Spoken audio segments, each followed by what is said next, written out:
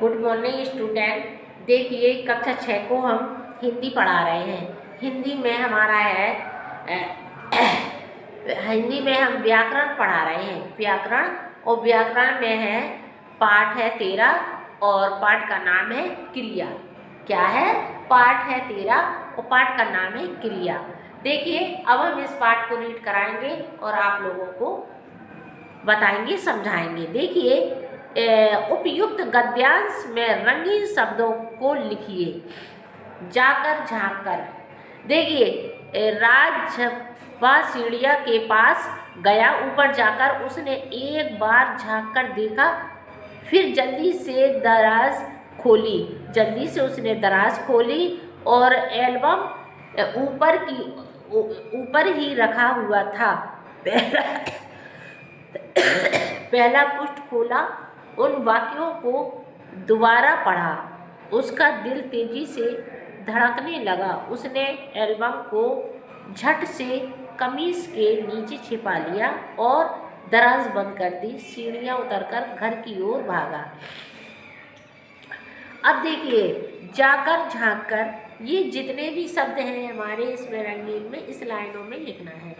बच्चों ये सभी शब्द बता रहे हैं कि राजप्पा ने क्या क्या किया, मतलब क्या क्या किया उसने।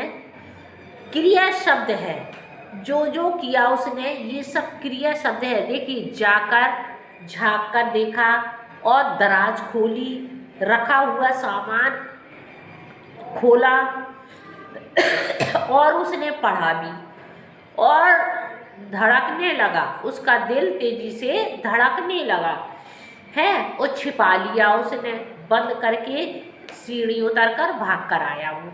देखिए जितना भी उसने ये काम किया है वो सारा क्रिया हो गई उसकी, मतलब जो काम किया। अब जैसे हम हैं, हम आपको पढ़ा रहे हैं तो ये क्या है? क्रिया है। और आप पढ़ रहे हैं, अगर आप पढ़ रहे हैं तो वो भी क्रिया हो गई है। आया बेटा आपको? बच्चों ने सभी शब्द बता रहे हैं राजप्पा ने क्या क्या किया।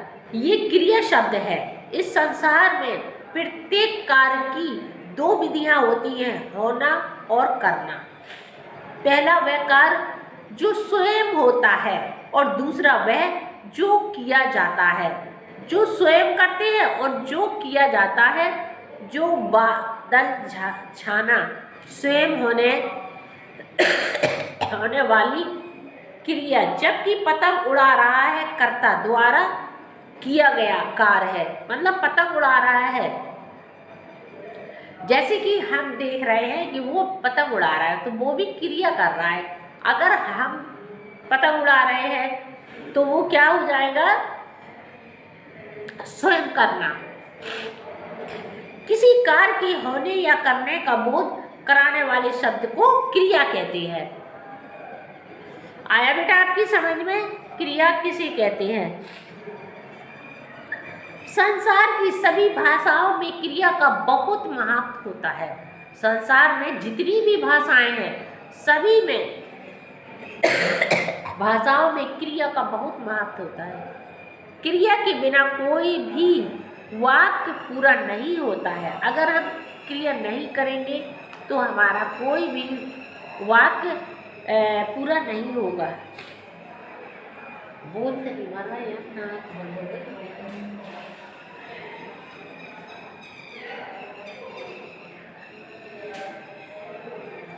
जब क्रिया का वाक्य में प्रयोग होता है तब उसका रूप लिंग और वचन और कारक के अनुसार परिवर्तन हो जाता है।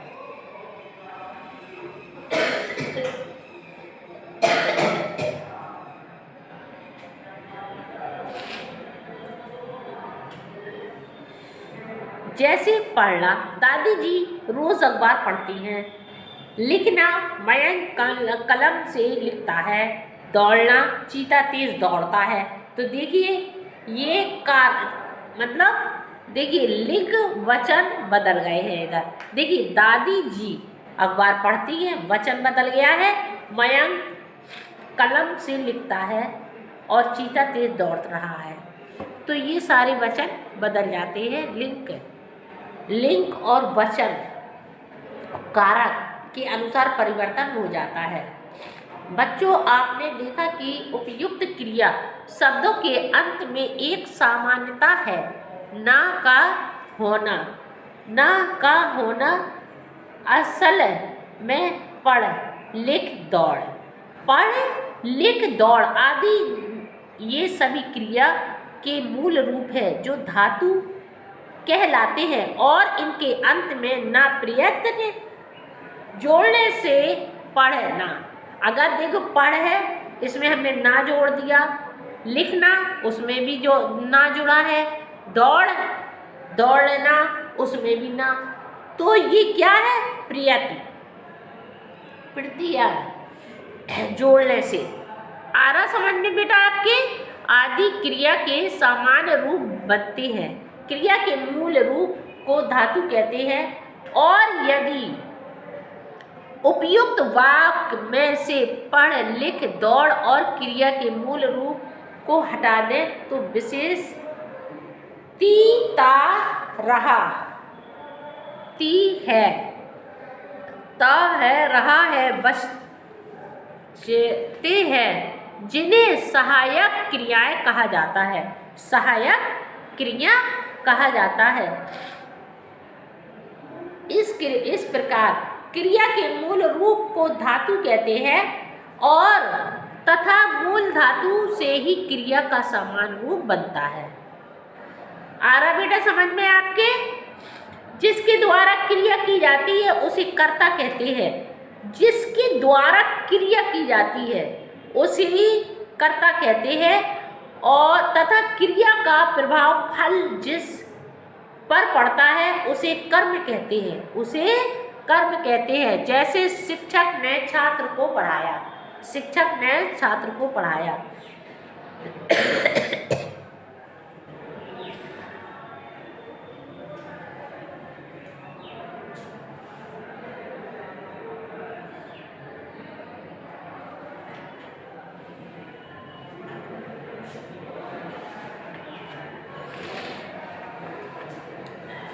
जिसके द्वारा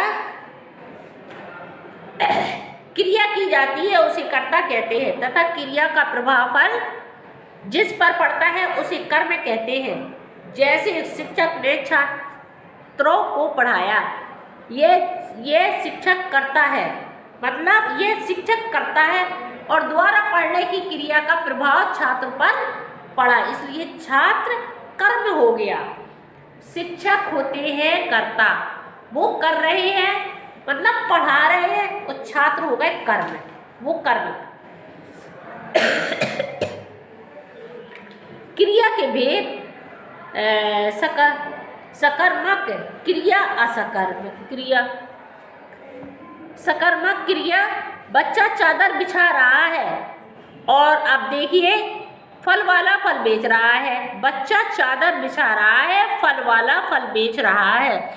उपयुक्त वाक्यों में बिछा रहा है, बेच रहा है। क्रिया का फल संक्रम चादर और फल, चादर और फल कर्मों पर पड़ रहा है, अतः यह सकारात्मक क्रिया कहते हैं। जिस क्रियाओं में कर्म की अपेक्षा रहती है उन्हें संक्रम मतलब कर्म की मतलब वो कर रहा है फल बेच रहा है, फल बेचने वाला वो चादर बिछा रहा है, तो वो संक्रामक क्रिया कहते हैं। संक्रामक क्रिया।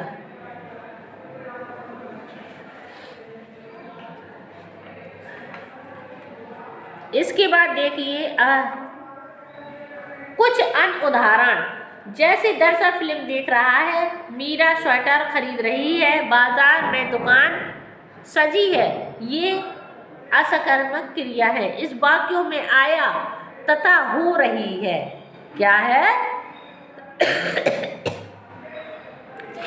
क्रिया के व्यापार और फल दोनों को कर्ता कहते पड़ रहा है। यह क्रिया का कोई कर्म नहीं है, मतलब क्रिया का कोई कर्म नहीं है। स्वेटर खरीद रही है, वो खरीद रही है मतलब बुन नहीं रही है, वो कर्म नहीं कर रही, वो खरीद रही, फिल्म देख रहे हैं वो, है वो अकर्मक क्रिया हो गई है। वो दुकान सजी है, दुकान सजी है, यहाँ क्रिया का कोई कर्म नहीं है, अतः ये अकर्मक क्रिया है।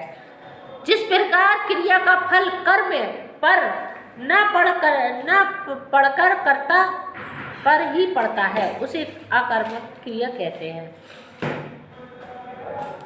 देखिए हमने ये पाठ आपको पढ़ाया और रीड कराया है। अब इसके बाद हम जो इसके क्वेश्चन आंसर आपको लिखवा रहे हैं, तो आप लोग कॉपी में लिखें।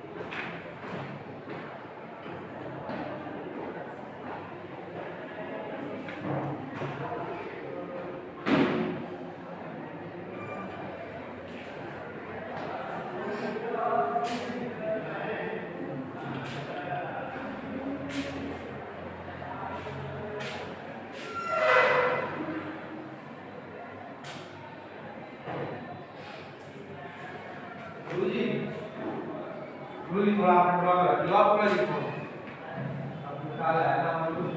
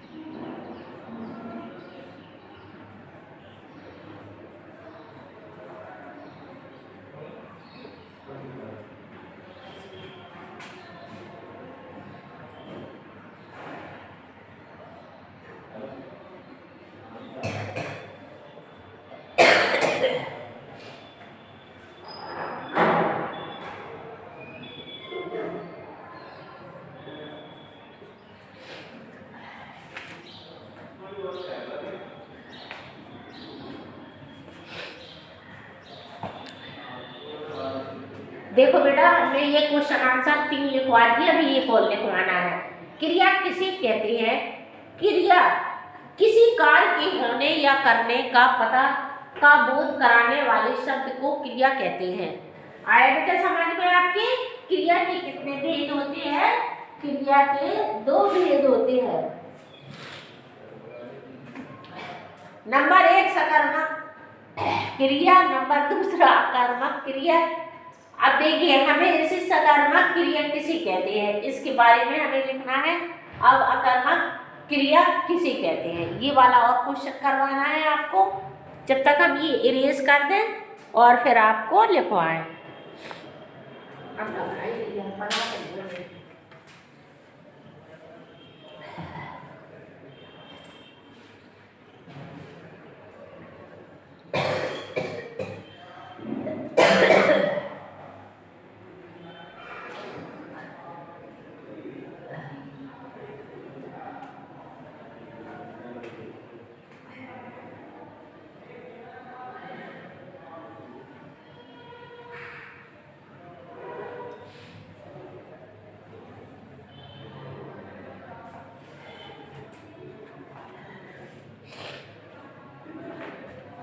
कहाँ गया पेन गिर गया।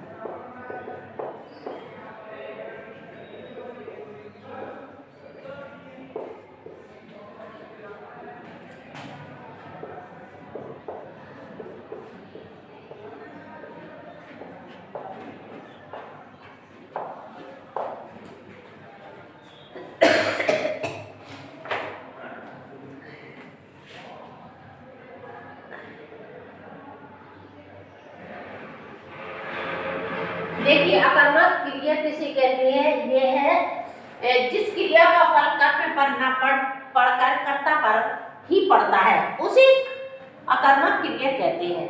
ये देखिए, हमने आपको पूरा करवा दिया है। आप लोग अब देखिए, अभी हम इसकी बुक जो है अभी हम इसकी फिल हो गई है, तो अभी हम आपको भेज रहे हैं इसकी फोटो, तो आप लोग बुक भी फिल कर लें। वो आप लोग रीड करें और इसे नोट में जरूर लिखें बेटा। 22 की ओके बेटा, बाय।